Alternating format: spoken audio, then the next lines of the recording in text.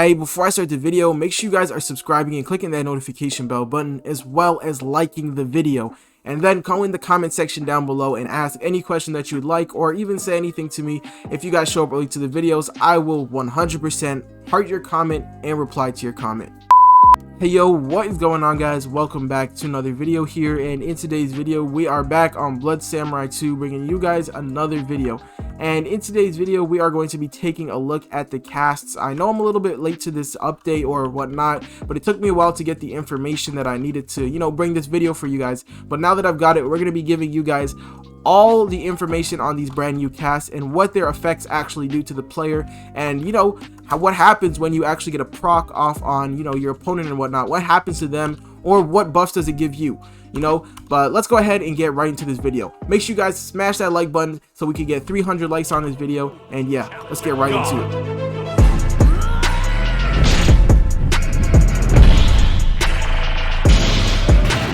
Alright guys, so the first cast we're going to be taking a look at is going to be the Firecast. So the Firecast has a 20% chance to actually proc on your opponent, which means to get the symbol on them and induce the effect. And yeah, so basically the Firecast will leave your opponent doing less damage to you for 5 seconds. So go ahead and hit us one time. So as you guys can see, that's how much damage he did. And now we're going to go ahead and use the Flame Cast and let him hit us again. So let's go ahead. As you can see, we landed it on him. And now he hit us again, and I think it did the same amount of damage. It might be per combo damage, pretty sure, but Firecast does make your opponent do less damage. I think it's per combo though, not per one hit. I feel like at the end of the combo it'll do like a less average damage or whatnot. And yeah, that's gonna be pretty much it for the Firecast. And yeah, let's go ahead and move on to the next one. Alright guys, now moving on to the next cast, we have got the Lightning Cast right here, and it has a 20% chance to cause the shock effect on your opponent. And what this shock effect actually does is it decreases stamina regen, and their speed is reduced, guys. So as you guys can see, 20% chance once we use it, and then boom, boom, boom. So once we landed on him, his movement speed is going to be reduced, as well as his stamina regen for 5 seconds. But as you guys can see, he is using the speed armor right now, so you can't really see the difference. Let's go ahead and attack him one more time. As you guys can see, we landed it again. His movement speed is reduced a bit. He is using faster armor than me, I'm pretty sure. So we are now moving at the same pace, it seems like. But normally, without that effect on him, he would be moving a lot faster. Now let's go ahead and move on to the next cast, guys.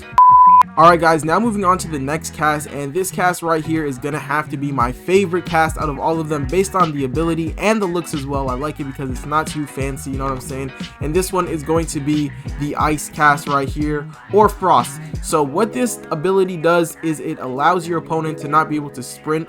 It kind of doesn't allow them to sprint, basically, so there's going to be no sprinting coming from them. And I like this one the best because your opponents can't run away, and it would probably be easy to land another combo if they can't pretty much sprint, or I think they can still dodge, but yeah, that's going to be pretty much all they can do.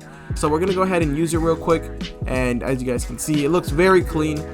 Okay, we landed the proc on him, and as you guys can see, he cannot sprint, so therefore it will be easy for us to land another combo. We're gonna try and combo him one more time and see if you can roll. Actually, let's go ahead and test that. See if you can roll. Can you roll? It looks like he can still roll while under the proc, or while under the enchant is on him, whatever you guys want to call it.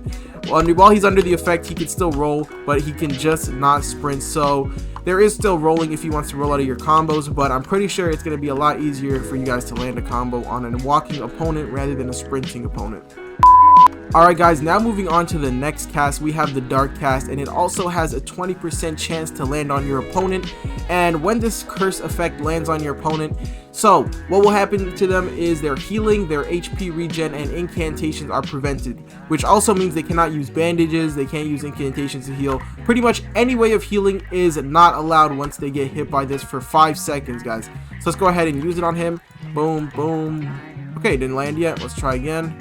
He actually might die. Let's hope we get it this time. Okay, one more maybe. Alright, he did end up getting it, but now he can't heal. As you guys can see, he's holding the bandage in his hand.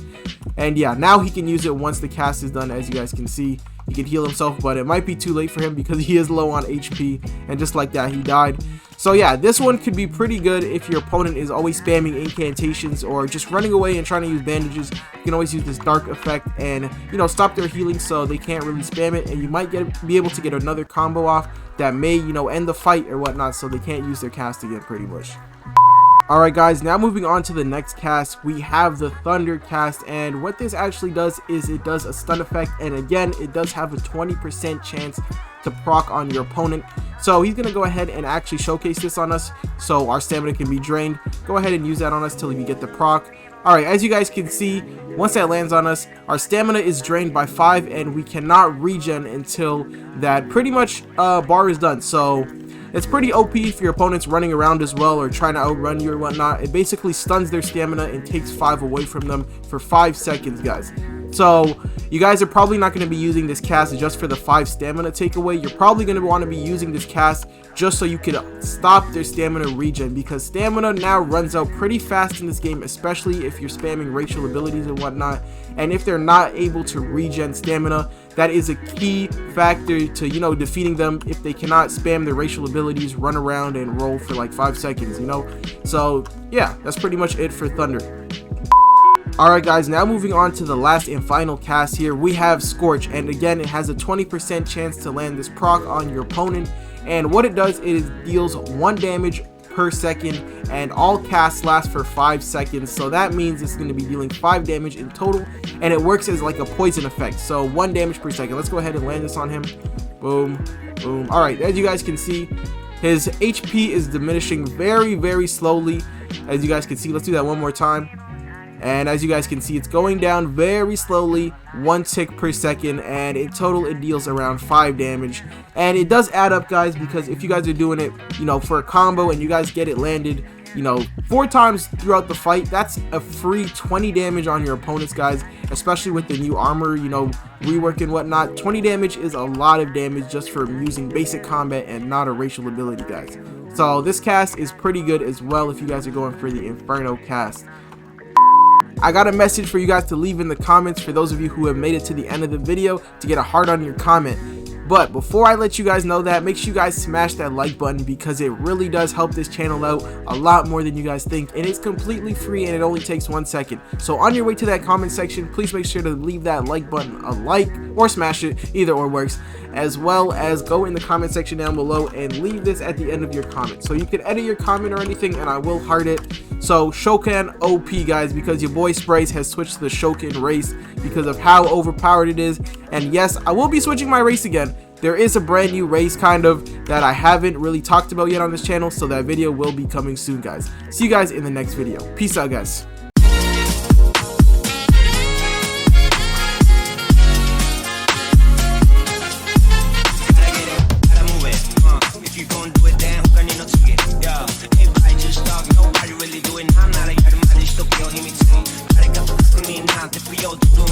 That get the break the walls. But then I fake, you're low, you're cool, you're low, you're cool.